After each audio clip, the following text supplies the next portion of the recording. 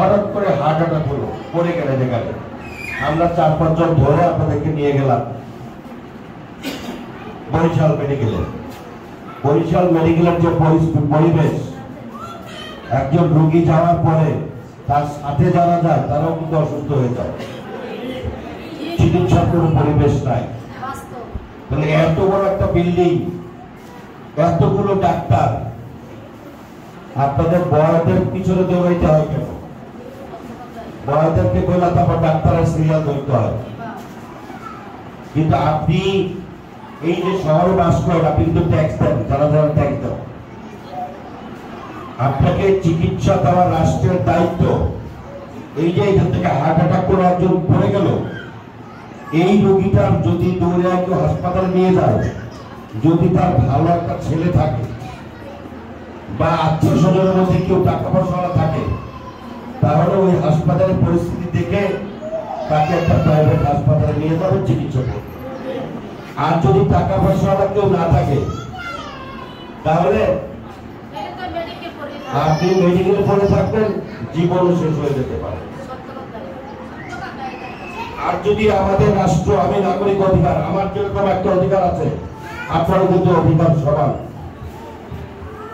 যদি রাষ্ট্রটাকে আমরা উন্নত করতে পারতাম, আমি দেশের বাইরে বহু জায়গায় দেখেছি এবং আপনারা জানেন যে একটা মানুষ অসুস্থ হয়ে যাওয়ার পরে হাসপাতালে আপনি শুধু ওই যে 999 ফোন করেন না পুলিশের জন্য, ওদের একটা নাম্বার আছে, এই নাম্বারে ফোন করলে হাসপাতাল থেকে অ্যাম্বুলেন্স এসে আপনাকে সাথে সাথে নিয়ে যাবে হাসপাতালে। আপনার ছেলে আছে কিনা, মেয়ে আছে কিনা, টাকা দেওয়ার লোক আছে কিনা, ওই দেশে জিজ্ঞেস করতে হয় না।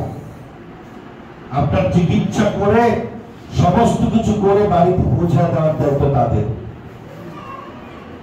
আমরা বাংলাদেশের নাগরিক, 55 বছরের বাংলাদেশ, এই বাংলাদেশটা কিন্তু এরকম হতে পারত। সিঙ্গাপুর, মালয়েশিয়া আজ থেকে 25 বছর আগে আমাদের থেকে নিচে ছিল। এখন আমাদের দেশের ছেলেদেরকে আমরা সিঙ্গাপুর, মালয়েশিয়া পাঠাই কাজ করতে। কারণ কি? আমার ছেলে মেয়েরা যদি মালয়েশিয়া, সিঙ্গাপুরকে উন্নত করতে পারে, আমরা বাংলাদেশকে উন্নত করতে পারি না? সুষ্ঠু দুর্নীতিমুক্ত একটা সমাজ গঠন হচ্ছে প্রধান কাজ। আমাদের বিএনপি ভারপ্রাপ্ত চেয়ারম্যান সাহেব জনাব তারেক রহমান সাহেব আজকে 17 বছর লন্ডনে রয়েছেন। তিনি চাচ্ছেন এরকম একটি বাংলাদেশ গঠন করতে, যেই বাংলাদেশে গরিব হোক আর বড়লোক হোক বিনা চিকিৎসা যাতে মৃত্যুবরণ করতে না হয়, তাদেরকে এমন ব্যবস্থা করবেন, তিনি প্রত্যেক পরিবারের স্বাস্থ্য কার্ড করে দেবেন, যে এই কার্ড নিয়ে যেখানে যাবে তাকে সম্পূর্ণ চিকিৎসা রাষ্ট্র দেবে। সেরকম একটা সমাজও আপনারা চান না? তারেক রহমান সাহেব বিদেশে থেকে এই জিনিসগুলো দেখছেন। কিছু করার জন্য দেখে দেখে শিখতে হয়, উনি কিন্তু দেখে দেখে শিখছেন।